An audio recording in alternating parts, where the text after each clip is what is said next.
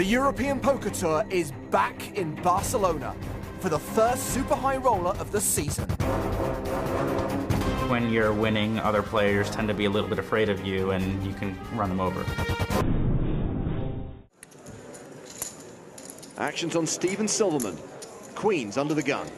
Silverman was on the American Poker reality show 2 months, 2 million. It was the highest rated poker reality show in its time slot starring Steve Silverman. He's raised to 15,000. Dan Smith has Queen Jack suited. Dan's in rough shape, but he's got the exact kind of hand you can sometimes crack bigger hands with. He calls. Negreanu's out. As are Bakar and Siever. Ravensbeck will fold the big blind, so we're heads up to the flop. And that flop is Jack, Jack 5, trips for Smith. Hi-ya! Steve's almost always going to bet this because he's almost always going to have the best hand. He does continue for 27,000. I don't think he's folding. Nope. He calls. Dan opts to just calls. There are plenty of hands he could peel a turn with that aren't nearly as strong. 6 of spades on the turn. Smith with a virtual lock on the hand, 98% equity. None of these cards are really saving Silverman. Bets again, 65,000. Now, does Dan raise or just call and go for all his value on the river?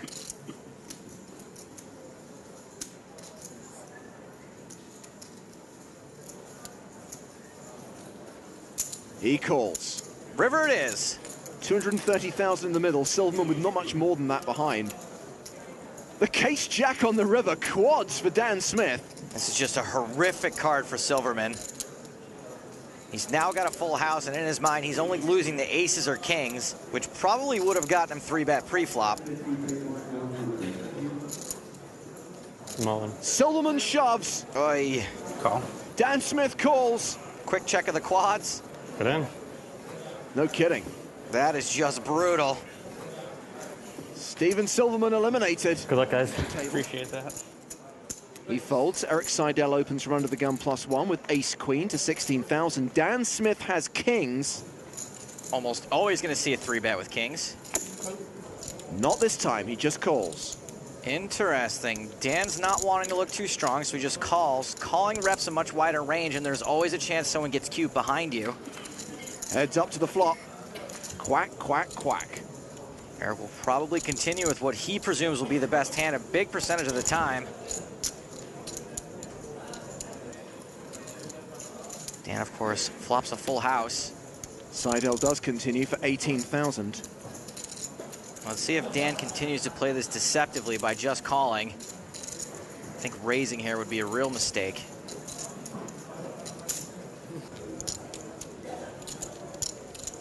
He does call. Don't want to chase away that action. The turn is a queen. Seidel now has a full house. Really terrible card for Eric. He's now going to have the best hand almost all of the time.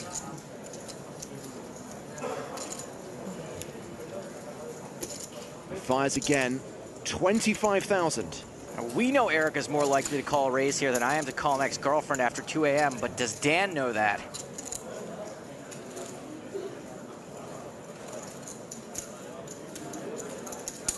Dan does raise, makes it 75,000 total.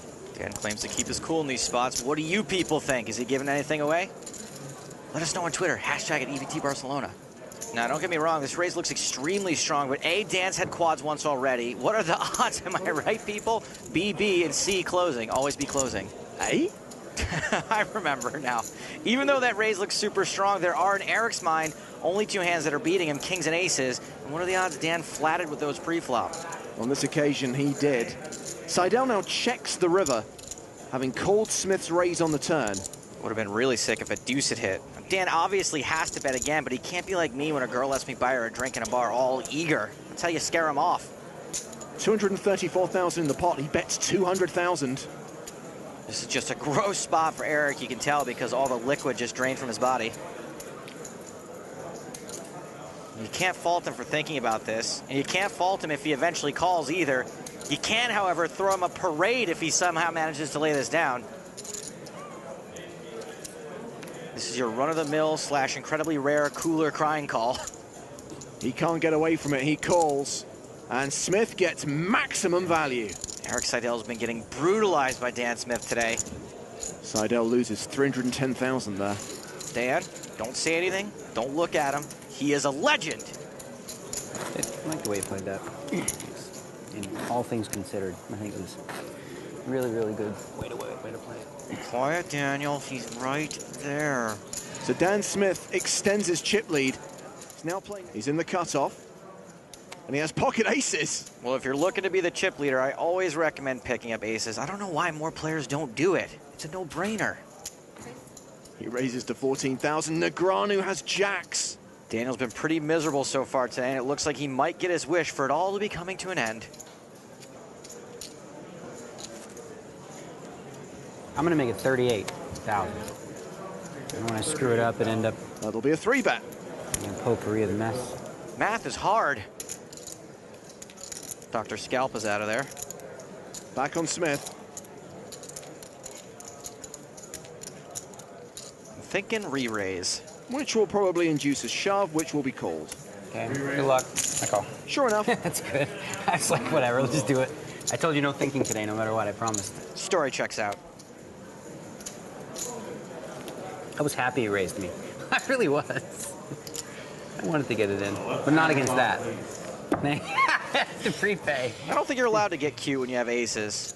None of that. No jack. Not even close. Negreanu is going to need to see a jack on the turn or river to survive. Aces, huh? Yep. Just the river to come. 2 outs for Daniel Negreanu. Good luck, man. I don't think it's coming anymore. I changed my mind. Insurance? He's in this tournament for 100,000. He's got an amazing record in the super high roller format. He's 3 for 3 so far.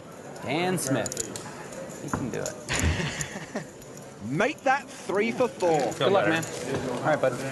Good luck, y'all. Folds. Michael Watson, 6-5 suited. Raises, makes it 22K. Eric Seidel has pocket sixes. Likely to see a call. Sure enough, Eric does call.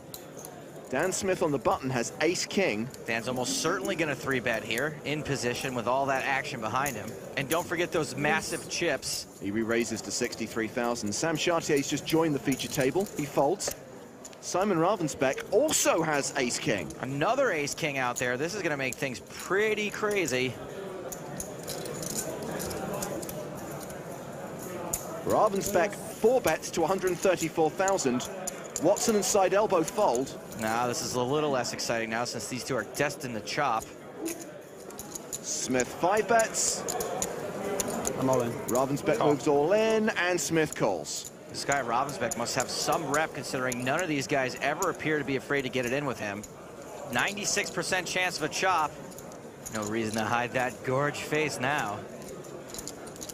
The flop has 2 spades on it, and Smith holds the ace of spades. Backdoor sweat. And there's a spade on the turn. Oh, come on. That would be too gross, right? Anyone else holding spades? I don't want to know. Trust me, neither does Ravensbeck. And the river brings another spade. Oof. That was less cool than talking about a guy's bachelor party in front of his wife. That was grotesque. Dan, it's okay if you want to laugh. Ravensbeck gets 4 flush, and a big stack is taken out by the chip leader, who now has close to 2.8 million, a phenomenal number of chips. Can we please lose another player soon? That average makes me uncomfortable. Dan Smith, Jack 9 offsuit. Smith, the overwhelming tournament chip leader. Been folded to him. He's in relatively late position. Yeah, he's in the cutoff. He raises to 36,000. Gets rid of Kurzovic on the button. Kurzovic folds a dominating hand. JC Alvarado folds the small blind. Mike McDonald has Jack 10 in the big blind. Also has Smith dominated, but he is out of position.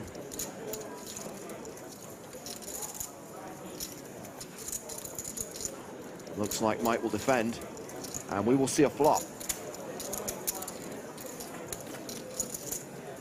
That flop 7, Jack 9, 2 pair for Smith, the straight draw and top pair for McDonald. This flop is the worst thing that happened to a McDonald since trans fats got banned.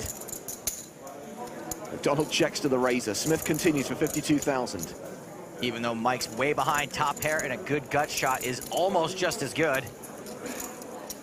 Just not quite. McDonald calls. Looks like he might even think his hand is too strong to raise there. The turn is another jack, another full house for Dan Smith. McDonald improves to trips. This is just getting insanely bad. This is the worst thing that happened to a McDonald's since New York City banned large sodas. McDonald checks a second time. Smith will bet a second time by the looks of things. Sure enough, 133,000. There's a good shot. Mike just calls again, wanting Dan to keep repping that jack, which he is doing because he has it. How much is Mike McDonald going to lose in this hand? At least another 133,000. Yeah, he calls, taking us to the river. 462,000 in the pot. No 10 on the river. Smith still good. Let's see how Mike plays this. Does he lead the river and hope for a call? No, he checks the river and hopes for a bet. He's going to get it. He is gonna get it. 371,000. That is a huge bet. Now Mike might be worried Dan's actually got a better jack. This is one of those polarizing bet sizes. Dan's not doing this with most of his non-nut value hands. I call. Mike calls. Whoops. 1.2 million chip pot will slide across to Dan Smith. There's really not much you can do there. You gonna fold 3 jacks? No. Hand was just a cold deck. The worst thing to happen to a McDonald since heart disease. Dan Smith is now playing nearly 3.5 million. He has more than 3 times the tournament average. He's riding the chip train up Cha-Ching Mountain. Programming on the Discovery Channel. Blinds at 8,000, 16,000 with a 2,000 ante. Action has been folded around to Iñat Liviu. The Romanian pro has pocket 10s. And he is raising, makes it 32,000. Ryan Kamaya folds. Steve O'Dwyer will pass the jack 8. Woof. 8-7 suited for JC Alvarado. On the button, yum, yum. If this hand looks delicious, then being in position is like looking at its picture on the menu. Alvarado will call. Litvinov gives up the small blind. Dan Smith in the big blind as Queen 6 suited. Dan's getting good pot odds. A call here would be borderline if he didn't have all the chips in the universe, but he does, so it's totes fine.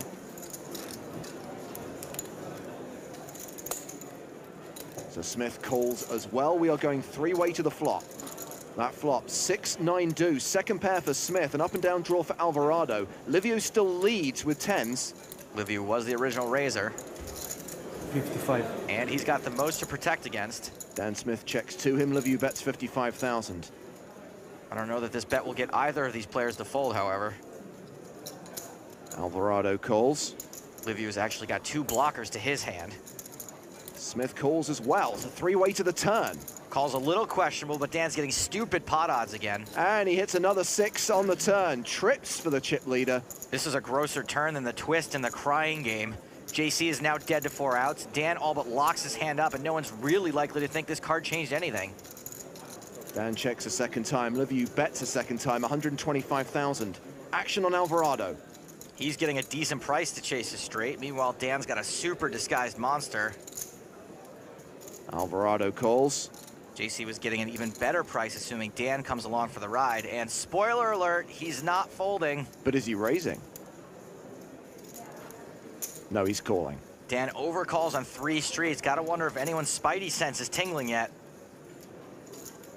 3-way to the river, which is another 6. This is the second time in the tournament that Dan Smith has had quads. The second time today. All pairs now have full houses, just like Liviu over there has got. Smith checks a third time. Liviu now checks as well. Wow, either a very astute player or a guy who's going to lose value a lot of the time. I'm willing to chalk it up to some kind of insane physical read. Alvarado with the